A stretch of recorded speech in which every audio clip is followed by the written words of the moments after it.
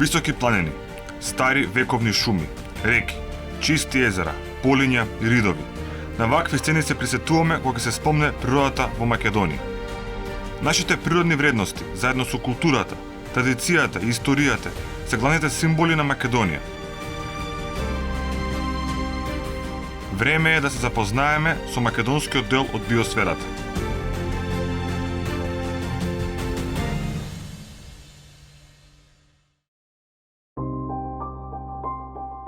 Природата кај нас се зема здраво за готово. Се гледа на систем кој ретко се менува, кој е тука со векови и со векови ќе остане. Често пати не сме ни свесни за промените што таа ги доживува и за начините на кои делуваме. Новите времиња ни упатуваат опомена дека природата околу нас е многу кршлива и чувствителна. И се она за кое веруваме дека трае вечно, веќе исчезнува. За да заштитиме природата, мора прво да учиме за, но и од неа. Македонија често велат дека е земја со големо природно наследство. Во природно наследство се вбројуваат делови на природата и локалитети кои се состојат од геолошки, физичко-географски или биолошки формации, кои имаат исклучителна вредност од естетска, конзервацијска или научна гледна точка. Природно наследство може да биде заштитено подрачје, строго заштитен или заштитен див вид, карактеристични минерали и фосили, спелеолошки објекти или природна реткост. Територијата на Република Македонија изобилува со голем број на исклучително вредни природни реткости. Тоа резултира од изразената висинска разлика на релјефот, која условува изразена динамичност и негова особена природна убавина, потоа од разновидниот геолошки состав и специфичните климатски услови. Тие создаваат простори со исклучителна природна убавина и може да се појаваа многу реликтни и ендемични растителни и животински видови, присуство на многу објекти како феномени на природата кои се зачувани во изворна состојба, како и многу други вредности кои создаваат природни целини со извонредна природна убавина. Македонија е држава која географски е лоцирана на централниот дел на Балканскиот полуостров. Целата територија се простира во умерениот топлотен појас со јасно изразени 4 годишни времиња, така што постојат поволни услови за екзистенција на разновиден растелен и животински свет, а соодветно на тоа и за животот на луѓето. Географската поставеност на државата ја дефинира централната долина на реката Вадар и високите планински масиви долж нејзините граници, Динарскиот планински венец во западниот и централниот дел на земјата и Родопскиот планински венец во источниот. Околу 2% од површината на земјата е покриена со вода. Земјата има 35 големи и мали реки, 3 природни езера и 50 вештачки езера. Шумите покриваат 40% од земјата, а ливадите и пасиштата 24%. Околу 18% од земјиштето обработливо, а 1% е со повеќесезонски насади. Територијата на Македонија, соодветно на сложената геолошка градба и тектонските структури, се одликува со мощно сложен и разновиден релјеф. Се состои од планини, котлини, долини, клисури, превои и други релјефни форми. Ако се погледне од озгора, Македонија личи на шаховска табла: планини, планини па котлини и така во низа. Се среќаваат геолошки форми речиси од сите геолошки периоди, почнувајќи од прекамбриум до најмладиот квартен период, така што се застапени сите видови на магматски, седиментни и метаморфни карпи.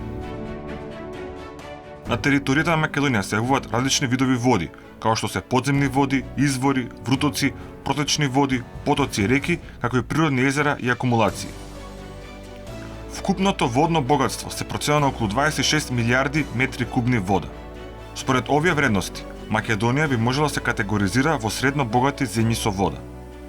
Водните ресурси се неравномерно распоредени, што е резултат на различниот геолошки состав, релјефна структура или климатските карактеристики. Потребно да се истакне дека 84% од водите на Македонија се домицилни, додека само 16% доаѓаат надвор од државата. Поместувањето на земјени блокови на земјината литосфера, слоот со карпи под почвата, под дејство на тектонски движења, кои се одвиваат во различни правци, меѓу другото предизвикуваат формирање вдлабнатени, кои исполнувајќи се со вода формираат тектонски езера. Со вакви тектонски поместувања се формирани Охридското, Преспанското и Доранското езеро. Сите три езера, освен своето потекло, делат и други особености. Трите се споменици на природата, представуваат значајни подрачја за растенија и птици и сите се во опасност од исчезнување. Преспанското езеро, поради постојаното губење на вода и загадувањето од земјоделството. До Иранското, поради се посилната еутрофикација, загадување со органски материи, и Охридското, поради заселениот урбан притисок и загадувањето со отпад. Македонија има развиена хидрографска мрежа со голем број реки. Според некои анализи кај нас има вкупно 1600 водотеци. Поголемите реки во Македонија за жал се со големо ниво на загаденост, слабо управувани и водите се полни со инвазивни видови на риби.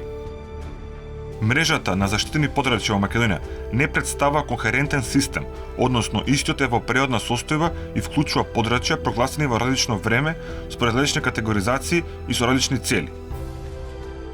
Вкупната територија на заштитени подрачја во Македонија изнесува нешто околу 9%, од кои повеќе од половина представуваат трите национални паркови.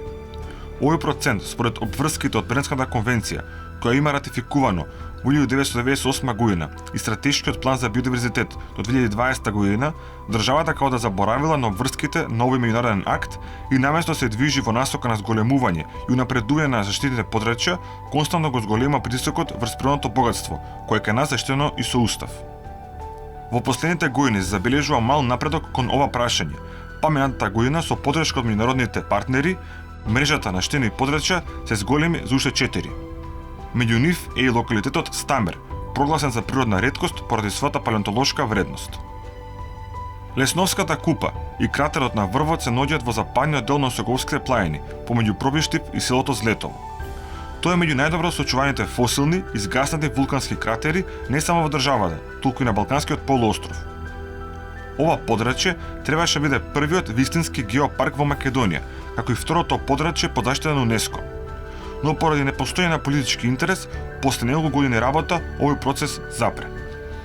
Геолошкото наследство никош не било главно поле на интерес кај нас кога станува збор за заштита на животната средина. Но постојат и геолошки локалитети кои се со меѓународно признание или нивното значење е од светски рамки. Пример за тоа е пештерата Слатински извор, која што е формирана во пек рампински карпести маси и една од подолгите пештери во светот и е регистрирана на листа на светското природно наследство од УНЕСКО од 2004 година. Нова листа е и локалитетот Маркови кули, со карактеристични геоморфолошки форми, а влезот на пештерата Пешна со димензија од 52 метра е една од најголемите во Европа и светот.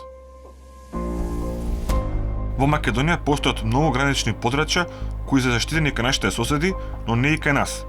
Пример за тоа се Јабланица, Веласица, Шарпланина. Најдобар начин да се заштити природата се националните паркови.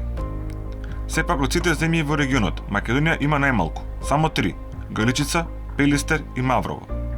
Држави со дури помали територии од нас имаат поголем процент на територија под заштита од категоријата национален парк. Национален парк е заштитен природен или полуприроден предел во сопственост на владата на една земја. Националните паркови се богати со ретки видови и видови кои се значени за природата и разновидноста на растителниот и животинскиот свет. Со најновите најави, Шарпланина би требало да биде новиот 4ти национален парк и прв прогласен од независноста на државата. Вкупната површина под шуми изнесува речиси 1.000.000 хектари, што представува 37% од територијата. Оваа бројка постојано опаѓа во последната деценија. Шумите во државна сопственост зафаќаат речиси 89% од целокупната површина под шуми, а останатиот дел се мали парцели во приватна сопственост. Како и во другите делови на Балканот, широколисни дрвја се доминантни во државата, а главни видови се дабот и буката. Некои од поголемите закани и проблеми во управувањето со шумите се нелегална сеча, други нелегални активности, шумски пожари кои зафатеа близу 100.000 хектари во последните 10 години, климатски промени преку процесот на сушење на шумите, штети од инсекти и болести.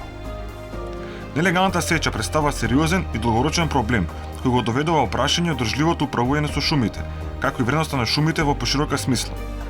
Истата ја нарушува природната регенерација и создава потенцијал за ерозија, шумски пожари, болести и штетници, како и нарушување на водниот режим. Биолошката разновидност и екосистемските услоги придонесуваат на различни начини за добросостојбата на луѓето. Богатството и хетерогеноста на видовите и екосистемите се основни обележја на биолошката разновидност во Македонија. Според анализите за богатство на биолошката разновидност на одделни земји од Европа, Македонија се наоѓа на самиот врв на листата на држави познати како европски жаришта. Жариште на биодиверзитет е ограничено подрачје со голема биолошка разновидност. И покрај фактот дека вкупната територија на државата зафаќа површина од 25.713 км2 и представува 0,26% од територијата на европскиот континент, голем дел од разновидноста се наоѓа токму тука.